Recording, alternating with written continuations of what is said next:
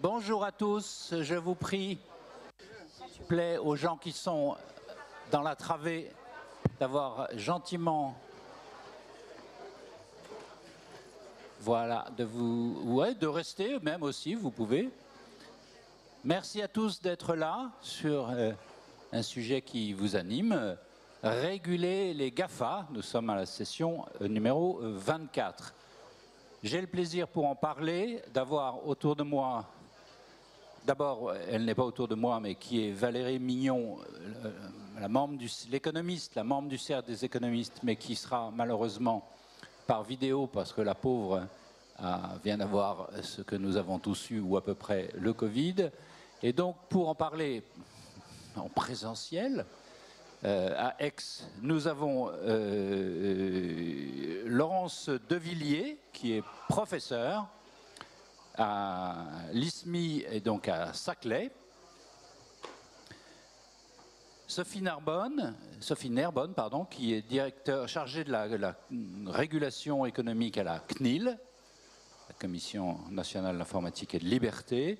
Ramon Fernandez, qui est directeur général, directeur des finances aussi chez Orange. Mathieu Courtecuisse, qui est le président et fondateur de société de conseil SIA Partners, qui vient de racheter, un gros ami en Australie, c'est ça? Voilà, il a plein d'ambition. Et puis, Madame le ministre, secrétaire d'État auprès de la Première ministre chargée de l'enfance, Charlotte Caubel, qui est à ma droite. Voilà, je passe tout de suite la parole à Valérie Mignon pour qu'elle introduise cette session sur donc réguler les GAFA. Merci beaucoup Eric. Bonjour à tous et bienvenue à cette session sur réguler les GAFAM. Toutes mes excuses pour mon absence, mais comme Eric l'a rappelé, j'ai contracté le Covid. Alors, le rôle structurant et le poids des GAFAM dans l'économie ne cessent de se renforcer et cela a été encore plus visible avec la pandémie. En parallèle à cette ascension, les plaintes à l'encontre des GAFAM se multiplient. Alors, je prendrai simplement deux exemples. Facebook est ainsi accusé d'avoir éliminé la concurrence dans le domaine des réseaux sociaux en ayant racheté à des prix exorbitants Instagram en 2012 et WhatsApp en 2014. De même, vous le savez tous, Google a racheté YouTube en 2006 et est attaqué pour ses pratiques visant à maintenir son monopole en matière de moteur de recherche. Donc, on le voit bien, le principal chef d'accusation à l'égard des GAFAM, c'est l'entrave à la concurrence. Donc, face aux pratiques anticoncurrentielles de ces géants du numérique, quelle régulation mettre en place? Alors, une première option consiste à taxer les GAFAM. Cela nécessite de faire évoluer rapidement le cadre juridique conçu pour, entre guillemets, l'économie traditionnelle, au sens où seules les sociétés présentes dans un pays peuvent être taxées par celui-ci. Les GAFAM échappent à cette règle puisqu'elles offrent leurs services au niveau mondial en étant implantées dans le pays de leur choix, celui qui a la fiscalité la plus avantageuse. En conséquence, les GAFAM ne payent pas ou alors très peu d'impôts.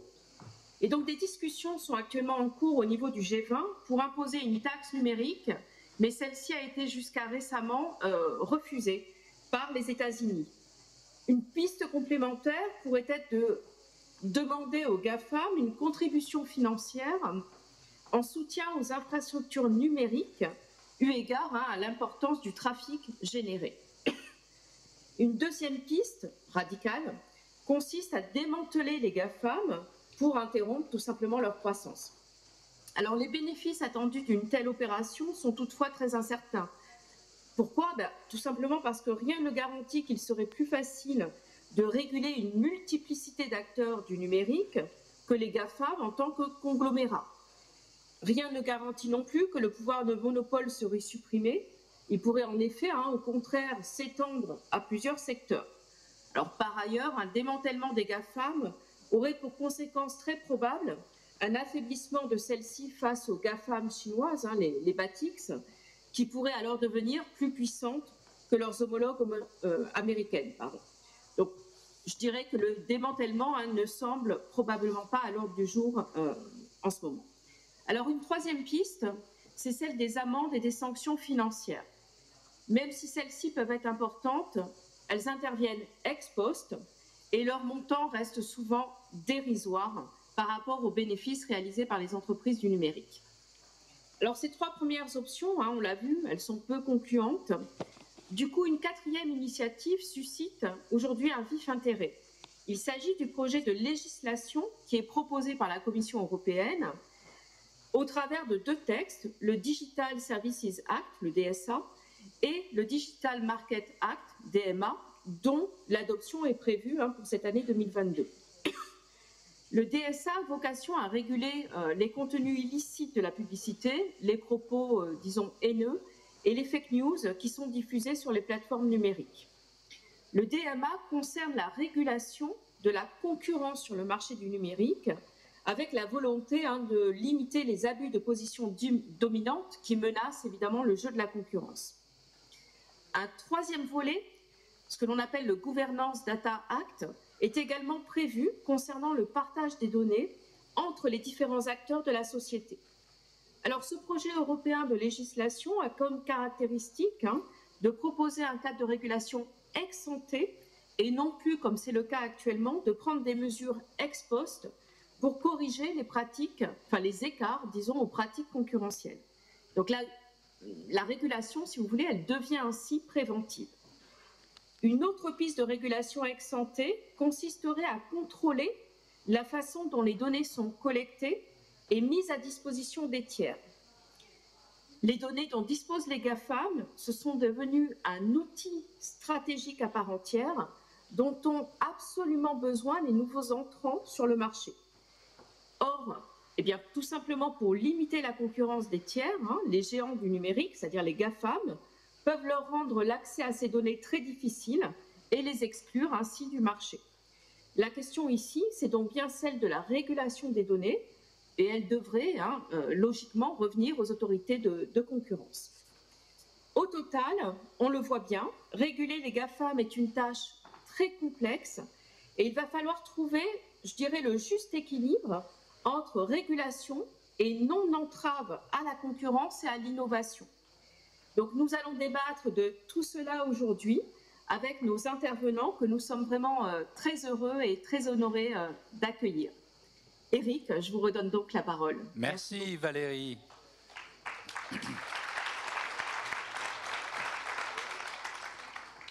Donc, vous avez là le tableau général. Moi, si je puis intervenir tout de suite pour vous dire mon sentiment, en vérité, réguler les GAFA, c'est ce qu'on est en train de faire. C'est ça, c'est difficile, on avance péniblement, mais surtout, ne pensez pas qu'on ne fait rien, comme on peut entendre un peu trop. Donc voilà, et en particulier en Europe, qui est un peu à la pointe, en vérité, sur, comme l'a rappelé Valérie. Donc, qu'est-ce qu'on fait sur ce cadre législatif européen, Laurence? Merci. Donc, Laurence de Villers, donc, je suis professeure à la Sorbonne et chercheur au CNRS en intelligence artificielle. Donc, je travaille aussi avec des économistes et je vais essayer de vous répondre. Je ne travaille pas avec des économistes sur ce sujet exactement, mais sur le comportement des clients, des personnes qui utilisent l'intelligence artificielle à travers leur téléphone, les réseaux sociaux, etc. Et je travaille sur les normes. Parce que pour moi, Laurence, je vous interromps tout de suite, oui, vient de publier un livre qui s'appelle, avec un très joli titre, et j'espère que vous allez vous précipiter à la librairie pour l'acheter, qui s'appelle « Les robots émotionnels », entre guillemets émotionnels. Donc, oui. Je suppose que le livre explique le guillemet. Mais en tout cas, c'est un titre attirant. Des robots ont-ils des émotions? Voilà, je vous laisse. Donc voilà, donc je viens de la recherche avec ces pratiques sur l'affective computing, détection des émotions. Je fais de l'apprentissage machine, donc je suis au cœur de ces systèmes. Je sais soulever le capot de ces machines. Et il me semble que la législation qu'on est en train de monter en Europe, le AI Act et le DSA, le DMA et la gouvernance des données, sont essentielles pour préserver notre marché. il faut bien comprendre que nous avons un certain pouvoir. Nous avons un marché très attractif et comme le disait très justement Madame Lagarde hier, nous avons aussi des alliés qui viennent sur ce marché. Donc c'est un marché important et nous le voyons à travers de multiples facettes. Donc déjà, les GAFAM sont en place, les BATX, on voit Huawei de plus en plus, Alibaba, qui a pris le lead sur d'ailleurs les Jeux Olympiques 2024. Huawei, par exemple, est présent pour les normes. Donc, moi, je suis partie sur cette idée qu'il faut renforcer notre économie. Il faut y croire, il faut risquer. Si on n'est pas capable, en Europe, de risquer sur ces sujets, sur l'innovation, pour préserver nos valeurs, on ira dans le mur. Donc, dans ces solutions, nous allons nous reposer sur la loi, sur les législations en cours, mais également sur les règles éthiques, c'est-à-dire qu'il faut apprendre à tout le monde comment on évite de donner ces données, comment on ne va pas se faire manipuler par ces systèmes. Donc on a besoin d'éduquer. Et le troisième pan, c'est les normes. Et les normes, on les fait pour les industriels européens, pour qu'ils puissent innover avec des valeurs, en faisant attention aussi à la dépense d'énergie et en voulant créer un marché pour nous. Il est important de comprendre cela. Les normes, donc je suis responsable en ce moment d'une norme qui s'appelle EA Enhanced Nudge. Qu'est-ce que c'est ? C'est en fait l'incitation à faire. Le nudge existait dans la publicité, etc. Mais en digital, waouh, exponentiel. Vous avez ça, par exemple, vous prenez une chambre d'hôtel et une petite ligne rouge vous dit 25 autres personnes recherchent la même chambre. Tac, je clique. Tout ça est invisible, hein, n'est-ce pas? Donc il faut prendre conscience de l'incitation de ces systèmes omniprésents qui capturent nos émotions, qui capturent nos données. Méta qu'on nous promet demain, qu'est-ce que c'est? Un emprisonnement émotionnel. Je n'arriverai pas à distancier moi réel de moi dans le métavers. Et derrière, on aura des métiers nouveaux, beaucoup de psychiatrie à imaginer et beaucoup de vulnérabilité. Et le dernier pan que je vais décrire ici, c'est il faut effectivement comprendre que nous sommes vulnérables par rapport à ces systèmes. Donc, important ce triptyque, loi, normes, règles éthiques pour bien comprendre.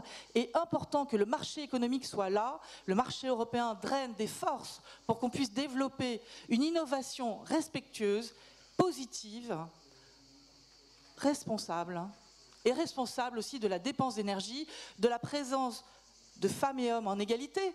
Je vais me permettre encore une petite parenthèse. 80% des codeurs sont des hommes. 80% des systèmes qui nous parlent, robots sociaux, agents conversationnels, s'appellent comment? Alexa, Samantha, voix de femme, corps de femme. Qu'est-ce que ça veut dire sur la représentation des femmes? Sont-elles juste des servantes? On peut les éteindre quand on veut? Donc posez-vous des questions sur ce qui est en train d'être représenté dans la société.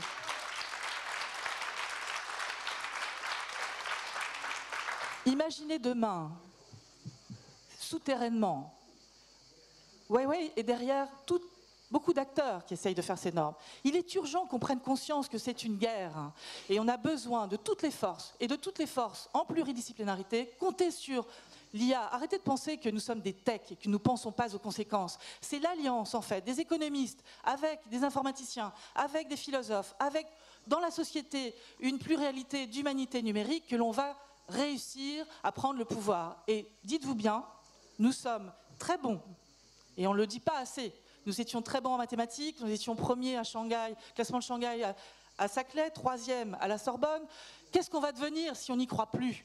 Et mon dernier petit drapeau, je suis présidente de la Fondation Blaise Pascal qu'avait montée Cédric Villani avec Serge Abitboul et d'autres acteurs importants dans le monde du numérique. Et ça porte sur quoi? Sur la médiation en mathématiques et en informatique pour l'école. Nous passerons à Antenne 2, à Télématin le 12 juillet normalement.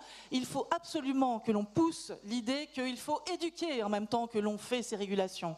Et c'est très important que l'économie soit au cœur de tout ce qu'on va faire demain pour risquer une innovation positive, encore une fois, responsable pour tous.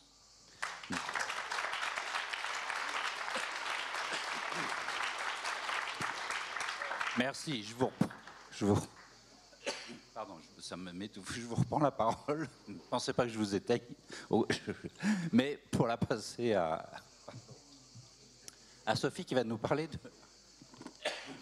de la RGPD, donc encore une initiative européenne qui fonctionne comment? Bien, mal? Alors, effectivement, merci. Et je fais la transition sur effectivement l'innovation responsable pour dire que l'objectif du règlement général sur la protection des données, qui, je le précise tout de suite, évidemment, est une des solutions en termes de régulation des GAFAM, comme d'ailleurs de l'ensemble de l'économie numérique, puisque ce texte, donc le RGPD, s'applique à tous les acteurs professionnels du secteur public, du secteur privé, et porte évidemment sur uniquement les données personnelles, dont on a bien vu qu'ils sont au cœur de toutes les stratégies de déploiement des nouvelles technologies, des nouveaux services et produits de demain. Donc l'enjeu, il est énorme, et effectivement, peut-être pour 4 observations au préalable pour les 4 ans d'application de ce RGPD.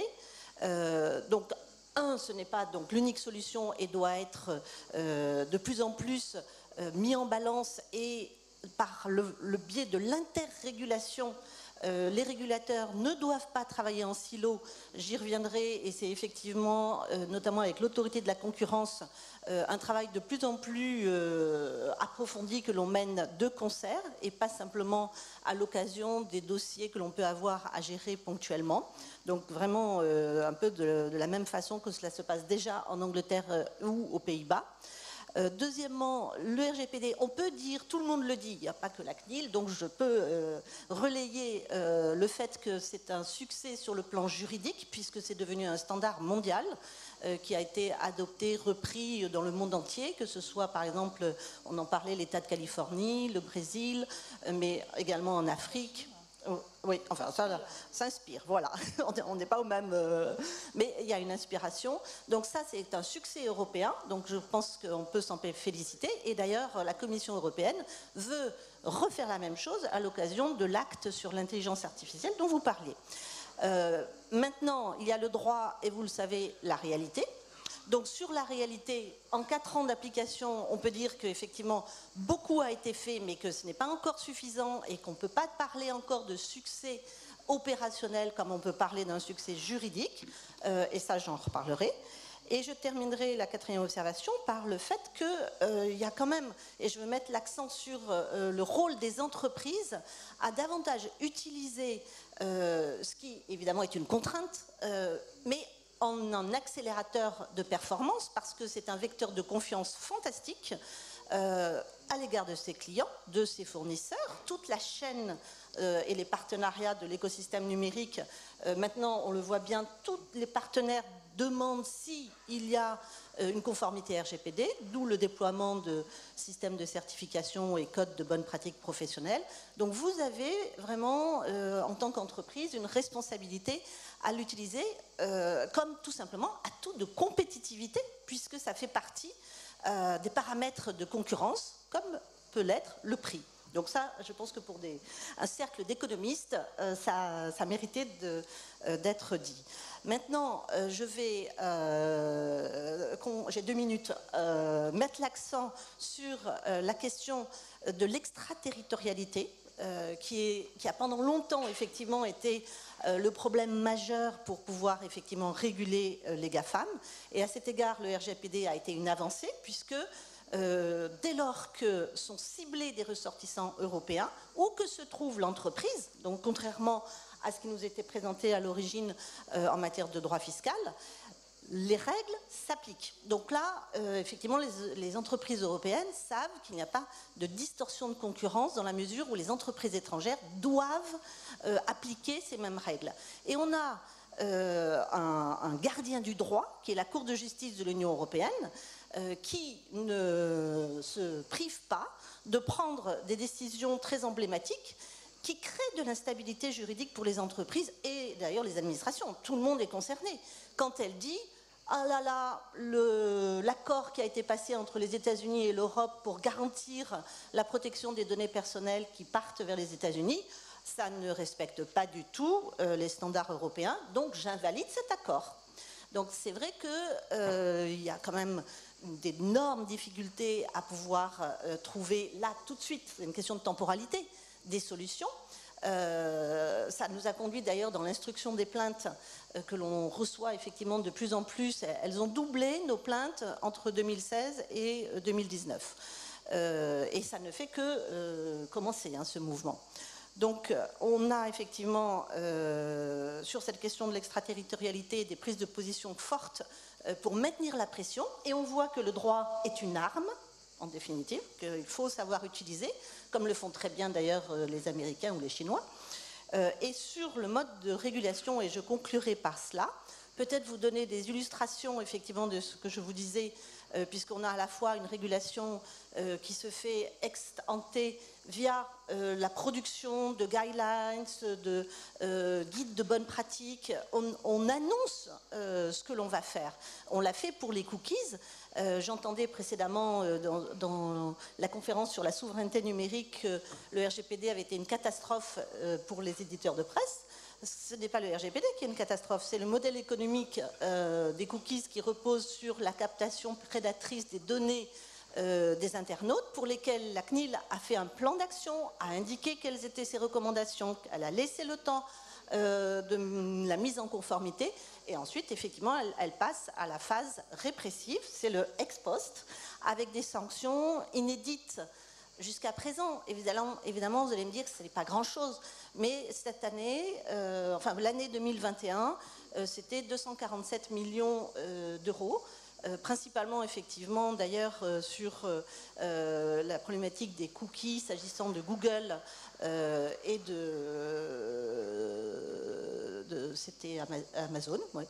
Et du coup, je conclurai sur le fait que, effectivement, en termes d'éducation au numérique, toutes les actions que nous menons également au travers d'un collectif qui fédère plus de 70 entités du monde académique, des fondations d'entreprises, doit effectivement poursuivre et sans cesse effectivement compléter ce qui peut être fait jusqu'à présent.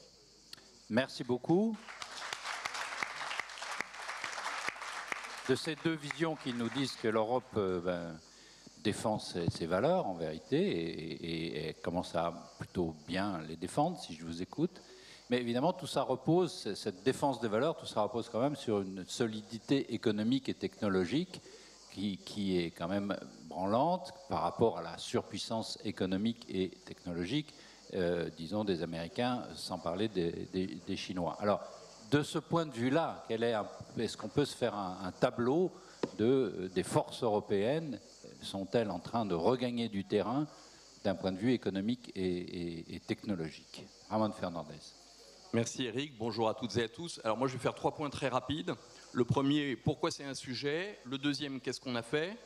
Et puis le troisième, qu'est-ce qu'il faudrait faire? Pourquoi il faut s'en préoccuper de la régulation des GAFAM? Hubert Védrine, qui intervient je crois demain à ces rencontres, a publié un dictionnaire de géopolitique, un dictionnaire amoureux de la géopolitique, que j'ai lu l'année dernière, et j'ai été frappé parce qu'il y a un nombre d'occurrences extrêmement importants qui renvoient aux GAFAM. Souveraineté, hyperpuissance, influence, Alexandre le Grand, etc., etc. Il y en a vraiment de très nombreuses. Et donc on voit que les GAFAM sont devenus des acteurs à part entière de la géopolitique et du monde d'aujourd'hui. Donc il faut s'en occuper, s'en préoccuper, sans doute. En tout cas, il faut vraiment s'en occuper, parce que ce sont les nouveaux maîtres du monde, les nouveaux façonniers du monde, comme il le dit. Donc on ne peut pas y être indifférent. Ce n'est pas une obsession de régulation française, c'est un sujet global, c'est un enjeu de société. Ça, c'est le premier point. Sachant que l'Europe est très fragmentée, ça a été dit à la table ronde sur la souveraineté numérique européenne. En fait, l'Europe est un terrain de jeu qui est assez ouvert. Et donc, c'est un terrain de jeu pour ses acteurs. La deuxième chose dont il faut être conscient, pourquoi il faut s'en occuper, parce qu'aujourd'hui, vous prenez les 20 premières plateformes dans le monde, il n'y en a aucune qui soit européenne. Deuxièmement, vous voyez que ces acteurs ont acquis des positions très dominantes. Google, par exemple, c'est 91% du search mondial. Donc, c'est très, très, très difficile de se faire une place. Mais ça va être la même chose si vous prenez le streaming musical, vous prenez le streaming vidéo. Netflix, par exemple, c'est 45% du flux de vidéos au monde. Donc, ces acteurs se diversifient sur des adjacences. Par exemple, un Google qui a commencé sur le search fait aujourd'hui presque 10% du cloud mondial. Bon, ça, c'est le premier point. Des acteurs qui sont très importants. Et avec des incidences multiples, on n'a pas le temps d'élaborer. Le deuxième, c'est qu'est-ce qu'on a fait? Alors, Eric a eu raison de le dire. En fait, il y a beaucoup de choses qui sont faites. Alors, on a parlé du RGPD qui suscite des commentaires variables, mais enfin, c'est quand même un progrès. Bon. Il y a le DMA et le DSA, Digital Market Act, Digital Service Act, qu'il faut saluer ce qu'a fait la présidence française de l'Union européenne à ce premier semestre 2022. En fait, ces textes sont adoptés. Et ça a été une prouesse en un temps record. Et donc, on a beaucoup entendu Thierry Breton et d'autres, avec la présidente, bien sûr, de la Commission européenne, s'en féliciter, avec la présidence française et tous ceux qui y ont contribué. Donc, c'est un grand succès, en fait, sur la régulation de ce qu'on appelle les gatekeepers, les plateformes. Et en matière de contrôle de la concurrence, il y a des avancées très importantes pour éviter ce qu'on appelle les killer acquisitions, parce que ces géants, en fait, dès que quelqu'un émerge, hop, ils l'achètent. Ils en font d'ailleurs souvent des choses formidables, mais enfin, ça interdit à la compétition de se développer. Et puis, il y a les progrès, mais qui sont moins évidents, en fait, sur la fiscalité internationale, parce que les règles de l'unanimité en matière de fiscalité font qu'en fait, c'est l'enfer. Pour arriver à vraiment faire des progrès qui puissent être opérationnalisés, c'est très compliqué. Mais enfin, beaucoup de progrès, mais qui, pour l'essentiel, se sont concentrés sur une meilleure régulation pour le consommateur, ce qui est évidemment essentiel. Donc, il faut s'en féliciter, il faut continuer, il va falloir entrer dans l'application de ces textes, parce qu'une fois que vous avez adopté, ce sont des règlements DMA, DSA, c'est très important. Les règlements, c'est d'application directe. Vous n'avez pas des directives qui doivent être transposées dans des débats interminables au Parlement, etc. etc. Donc c'est bien. Tout ça, c'est très bien. Honnêtement, on passe notre temps à se plaindre. Hein. Bon, il faut dire c'est bien. Du point de vue d'un opérateur telco, il y a beaucoup à faire. Telco, c'est les télécoms. Moi, je suis Orange, hein, opérateur de télécom. Donc, Christelle Edman le rappelait ce matin, on investit comme des brutes. On est content de le faire, mais comme le disait un patron fameux d'un de ces grands GAFAM, vos investissements sont nos profits. Donc effectivement, le sujet des opérateurs de télécom, et il le disait publiquement, hein, c'était pas un truc caché, non, c'était vous investissez, les opérateurs de télécom, vous investissez dans les infrastructures, et puis nous on va faire des bénéfices. Et effectivement, on connaît les capitalisations. La somme de la capitalisation boursière des 8 premiers opérateurs européens était inférieure au début de l'année au plus petit des GAFAM. Vous voyez le genre, c'est un déséquilibre des puissances qui est phénoménal. Qu'est-ce qu'on peut faire de plus pour éviter que ces opérateurs de télécom qui en fait permettent ce monde numérique, sans eux, sans nos réseaux, en fait il n'y a rien. Alors on n'est pas les seuls évidemment, les GAFAM ont inventé des services absolument extraordinaires, hein. Ils ont été capables d'innovation, mais sans les réseaux, ils ne peuvent pas fonctionner. Et plus ils font de la croissance, plus on doit investir dans nos réseaux parce qu'il faut absorber cette capacité. Donc moi je dirais que j'ai 2 priorités. La première, c'est la politique de la concurrence. Il y a des progrès dans le DMA, mais il faut que tout ça fonctionne. Il faut faire maigrir les très gros, honnêtement, ils sont obèses, ils étouffent les autres, donc il faut faire maigrir les très gros, et il faut permettre aux plus petits de grossir. Les plus petits, c'est nous. Et donc il faut que la politique de la concurrence regarde le monde, la géopolitique, la Chine, les États-Unis, etc., et que les opérateurs de télécom puissent se consolider. Aux États-Unis, ils sont passés de 4 à 3 opérateurs. En Belgique, on est en train d'introduire un 4e opérateur. Il y en a aussi 4 au Luxembourg. J'ai beaucoup de respect pour la Belgique et le Luxembourg, mais ça n'a pas de sens.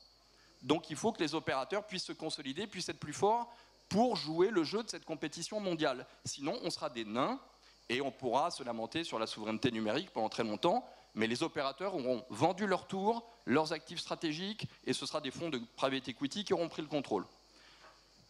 La deuxième chose, c'est un débat qu'on appelle le fair share, et Eric, tu y as fait allusion.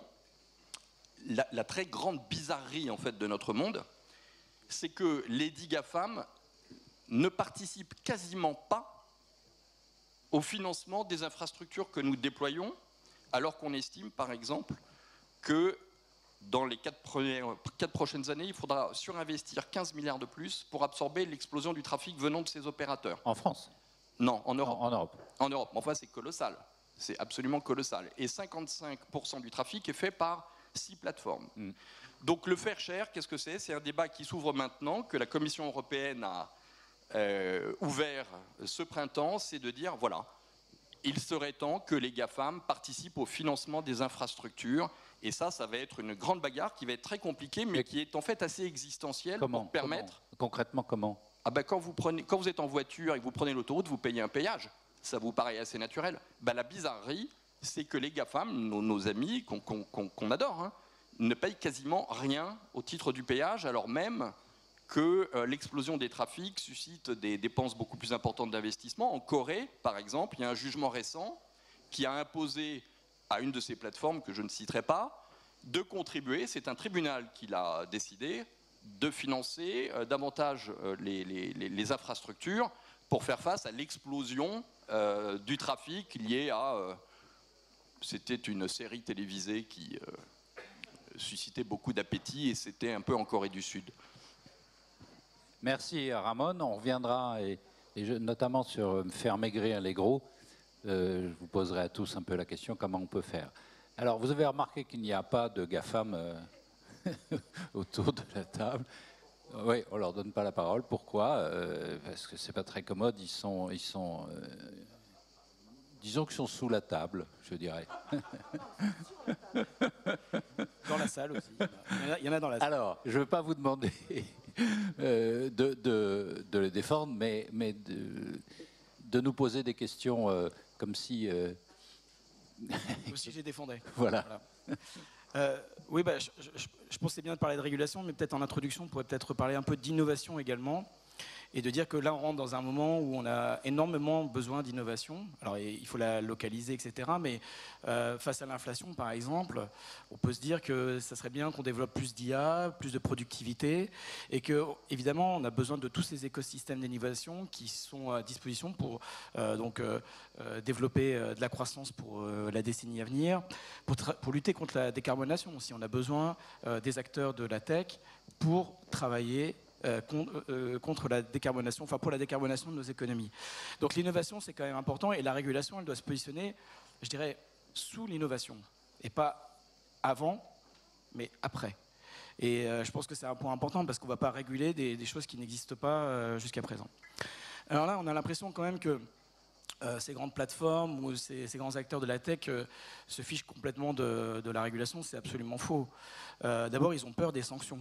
Ils sont très attentifs à ça, c'est leur capital réputationnel qui est en jeu. Aujourd'hui, une grande plateforme, elle fait face à 500, 600, 700 régulateurs dans le monde. Donc c'est beaucoup plus qu'une banque. Ils ont plus d'effectifs aujourd'hui dédiés à la gestion de la régulation chez un acteur comme Meta que dans une banque.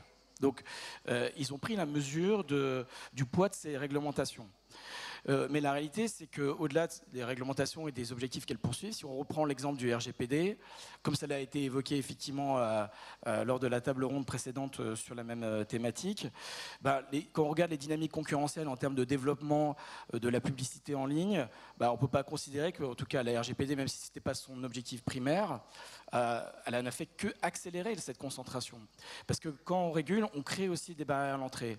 Et pour ces acteurs, si je pense... pour eux, ils préfèrent qu'il y ait des réglementations plutôt que des contentieux judiciaires. Et c'est ce qui se multiplie aussi. Donc ils sont aujourd'hui débordés par les contentieux judiciaires.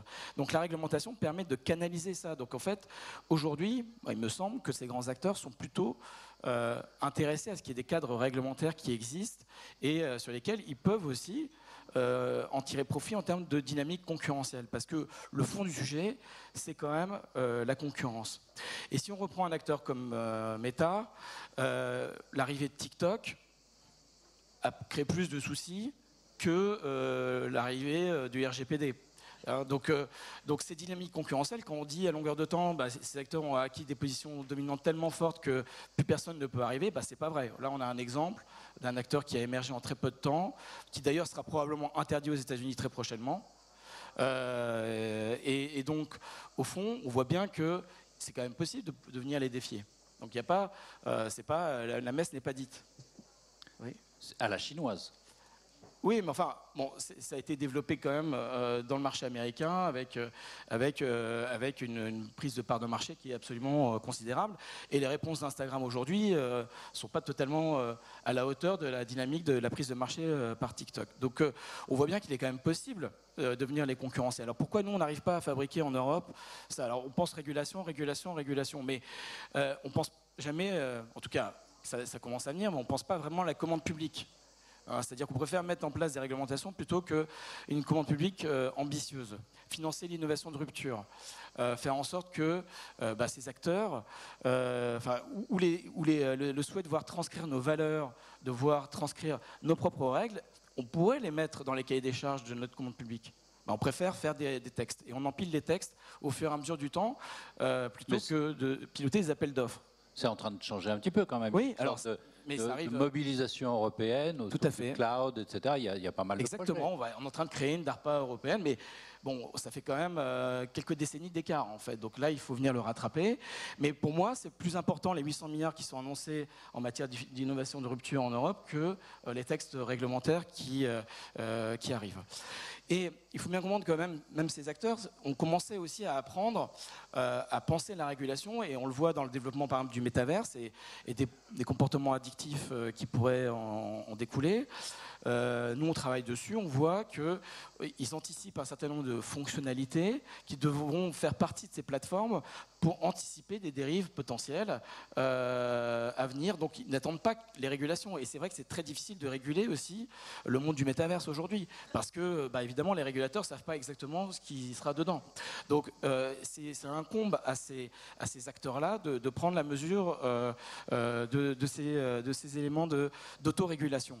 Et puis enfin, il faut aussi reconnaître qu'aujourd'hui, la place de ces acteurs est très importante, et ce sont aussi des partenaires des États. C'est-à-dire qu'en termes de lutte contre le terrorisme, en termes de la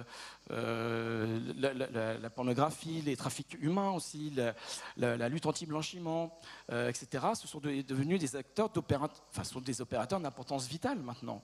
Et donc, il faut bâtir ces partenariats et pas forcément toujours être en contre par de la réglementation qui va uniquement contre ces acteurs. Et d'ailleurs, en général, finalement, ces objectifs, ils échouent. Donc, ce qui est important, c'est de dealer et de faire en sorte que ces acteurs développent plus de R&D en Europe, qu'ils aient des centres d'opérations qui soient plus déployés en Europe, qui travaillent au développement de ces écosystèmes. C'est exactement ce qui se passe dans le cloud aujourd'hui, c'est qu'on bâtit le cloud de confiance parce qu'on a compris qu'on ne pouvait pas forcément tout recréer from scratch, et ce n'est pas une régulation qui va venir l'empêcher. Merci.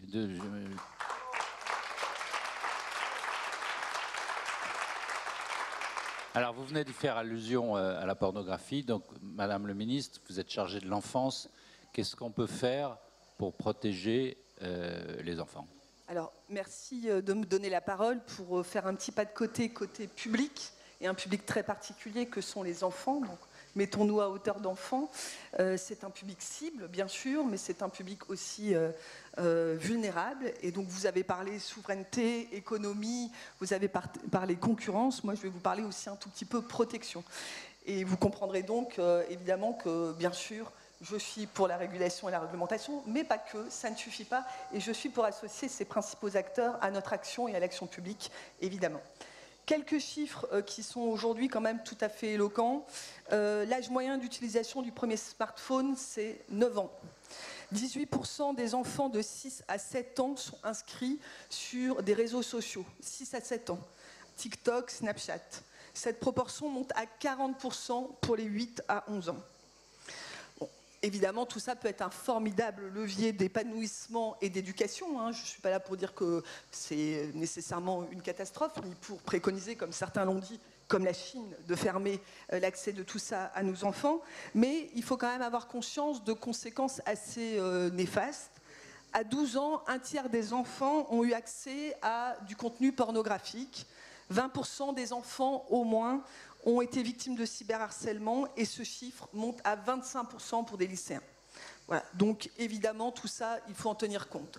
Sans avoir de chiffres, il est aussi aujourd'hui démontré que l'usage important des tablettes pour les enfants, évidemment, a des conséquences physiques, a des conséquences psychiques, et que même l'usage des tablettes et des téléphones, j'en profite pour tout de suite faire de la prévention, par les parents, a des conséquences sur l'acquisition du langage des enfants qui sont moins en interaction avec les parents. Donc voilà quand même des informations qui nous arrivent. Je ne vous développerai pas le fait que la crise sanitaire a décuplé tous ces effets négatifs sur nos enfants et sur nos familles. Un autre dernier petit chiffre, et après, promis, j'arrête. 50% pratiquement des familles se trouvent désemparées devant cet usage des enfants et ne savent pas comment intervenir, à quel niveau, et de manière impérative ou par l'éducation. Donc, c'est dire qu'on a quand même encore beaucoup de chemin à faire sur ça. Je vous l'ai dit, je suis pour la régulation. C'est vrai que l'adoption il y a quelques jours du DSA est une formidable nouvelle. On sait que grâce à cet outil européen maintenant adopté par le Parlement, on a du retrait de contenu très rapide pour les contenus les plus violents, terrorisme, pédopornographie, racisme, haine en ligne.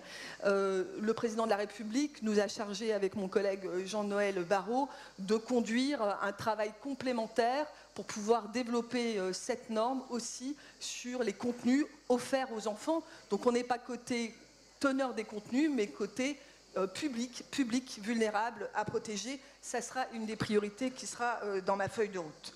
Bien sûr, il y a de la réglementation nationale et les opérateurs vont devoir mettre en œuvre l'introduction systématique d'un contrôle parental sur les outils achetés pour les enfants. Voilà. Mais quand on dit contrôle parental, il faut encore évidemment former les parents, informer les parents. Et tout le monde n'a pas une compétence, et d'ailleurs peu de gens ont une compétence pour gérer le contenu, le mode opératoire des contrôles parentaux. Mais voilà, ça fera partie aussi des choses avec lesquelles il faudra travailler.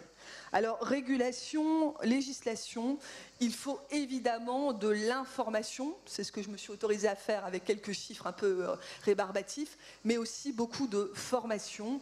L'école, évidemment, a déjà commencé un tout petit peu par le biais de formations comme PIX à informer sur cette question des données. Les enfants doivent avoir, quand je dis les enfants, c'est les enfants, les jeunes, doivent avoir connaissance de leurs droits, des risques, de l'algorithme qui les envoie dans un tunnel ou dans un entonnoir d'informations très spécifiques. Tout ça, ils doivent avoir ces éléments-là. Et ils doivent bien sûr avoir des éléments d'information sur les risques qui sont les leurs propres risques. Voilà. Alors, plein d'opérateurs travaillent autour de ça.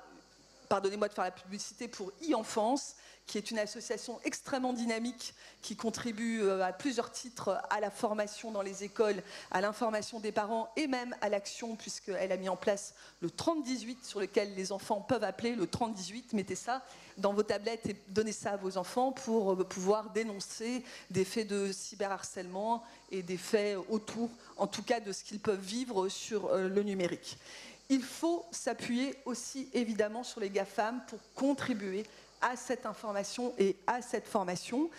Et les GAFAM elles-mêmes peuvent d'ailleurs s'appuyer sur les enfants et les jeunes qui souvent ont les propos les plus adaptés pour parler à leurs propres congénères. Voilà. Et ça, on a déjà quelques bonnes pratiques qui ont été mises en place, des outils qui sont diffusés par les enfants aux enfants au travers de ces GAFAM. Il nous faut bien sûr aller parfois plus loin et on a des offices de police qui évidemment cherchent aussi à lutter contre ceux qui utilisent au-delà des GAFAM, les GAFAM pour des démarches totalement criminelles et qu'on ne peut évidemment accepter. Voilà, j'ai dit beaucoup de choses, on est très engagés.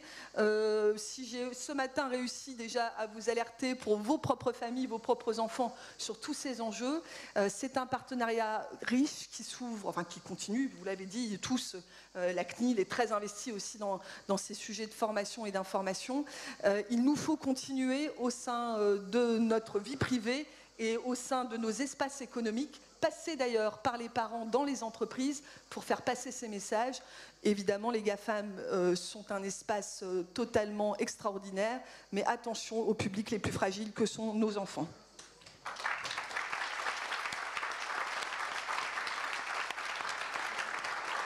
Merci, Madame le Ministre. Il y a beaucoup de thèmes, mais je voudrais quand même qu'autour de la table, on discute, on passe 5 minutes sur ce sujet.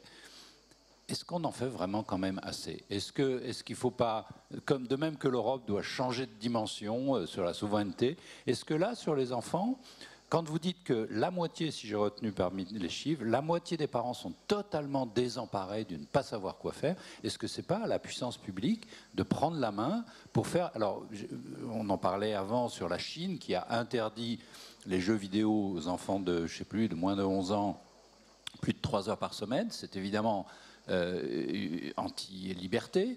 nous voulons élever nos enfants comme nous voulons, la question de la liberté se pose, mais franchement, est-ce qu'on en fait assez ? On n'en fait certainement pas assez compte tenu des enjeux, des risques et de ce qu'on est en train de constater sur la santé et la santé psychologique de nos enfants.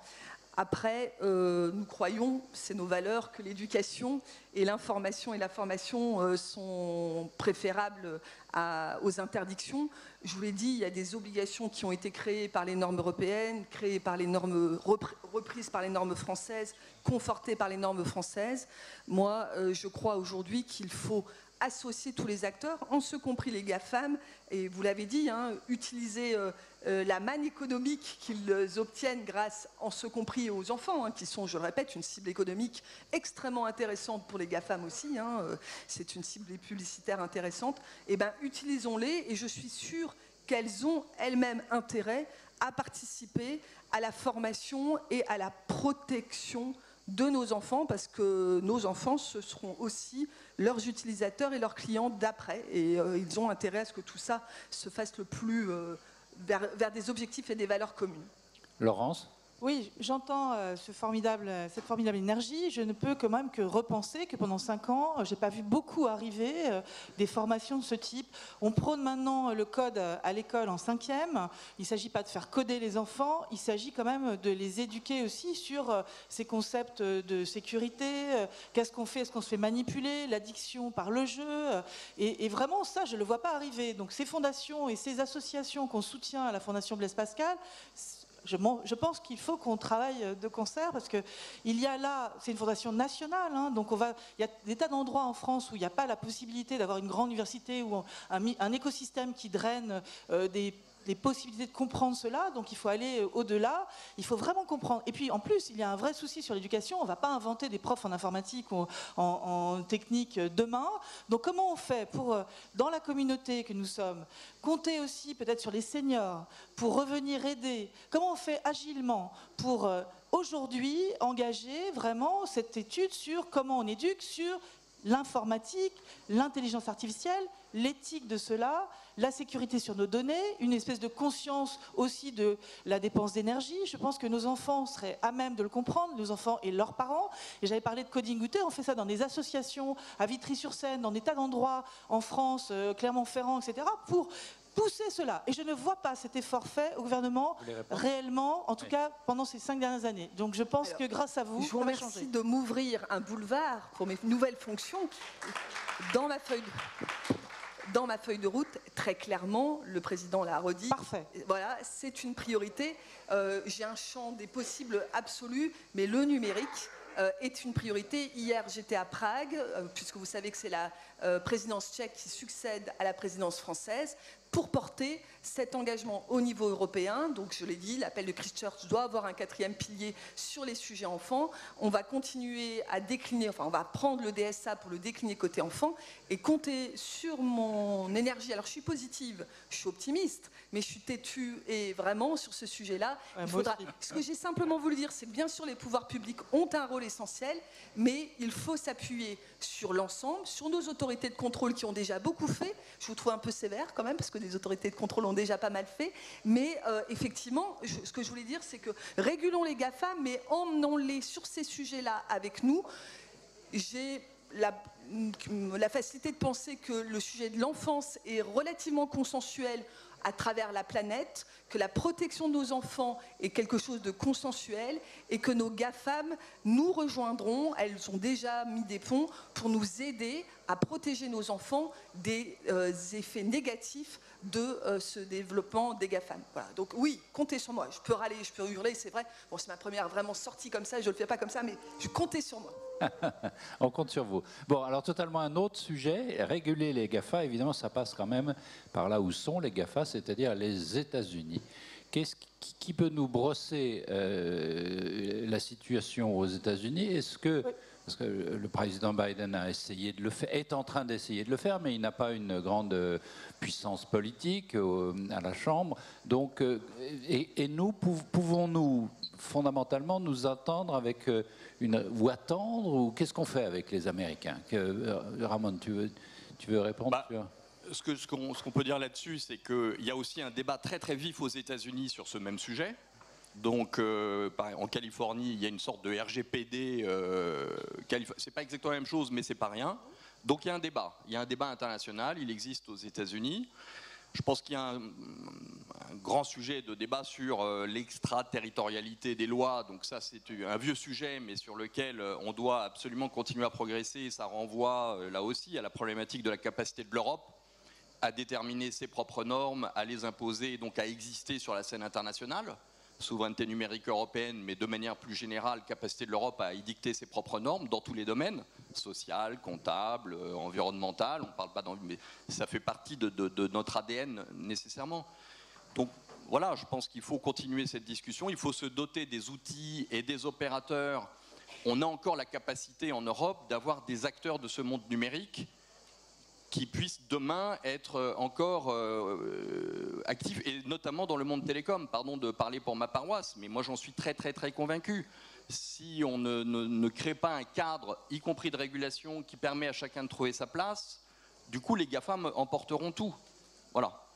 Sophie ? Alors, pour vous dire qu'effectivement, aux États-Unis, quand on parlait des sanctions tout à l'heure, les sanctions sont beaucoup plus importantes aux États-Unis qu'en Europe. Ça se chiffre en milliards de dollars. Donc ça, je veux quand même dire qu'effectivement, les autorités, que ce soit la Federal Trade Commission, qui est l'équivalent de la DGCCRF, a la main lourde. Sur le plan législatif, c'est vrai qu'aux États-Unis, il n'y a pas de l'équivalent du RGPD. Et effectivement, il y a des lois sectorielles. C'est intéressant de savoir que d'ailleurs, pour la protection des mineurs, les Américains avaient adopté une loi spécifique COPPA très dure, avec effectivement des difficultés d'application, parce que pour les mineurs, comment arriver à savoir quel âge a un mineur ? Mais ça, c'est une problématique juridique effectivement qu'on est en train d'expertiser. Et du coup, il n'y a pas encore effectivement de loi fédérale, mais il y a des lois par État. Et effectivement, vous faisiez référence à la Californie. En un mot, je trouve que c'est intéressant d'expliquer pourquoi la Californie s'est dotée de cette loi, parce que c'est vraiment une histoire américaine. Un millionnaire qui a fait fortune dans l'immobilier, qui constate que ses 4 enfants passent leur vie sur les réseaux sociaux, qui se dit mais ça ne correspond pas aux valeurs de mon pays, je trouve que ça commence à bien faire. Il finance sur ses fonds évidemment des armadas de cabinets d'avocats, de lobbyistes, d'abord les avocats en leur disant faites-moi un point, ah tiens en Europe il y a un truc, et ben pourquoi est-ce qu'on ne peut pas le prendre? Et effectivement la loi américaine elle est arrivée comme ça, enfin en Californie est en train de faire tache d'huile. Non, malheureusement, on est obligé d'arrêter là parce qu'il faut passer à la session suivante. Donc je vous remercie tous. Madame la ministre, je vous remercie. Je vous remercie d'avoir assisté et à la session suivante.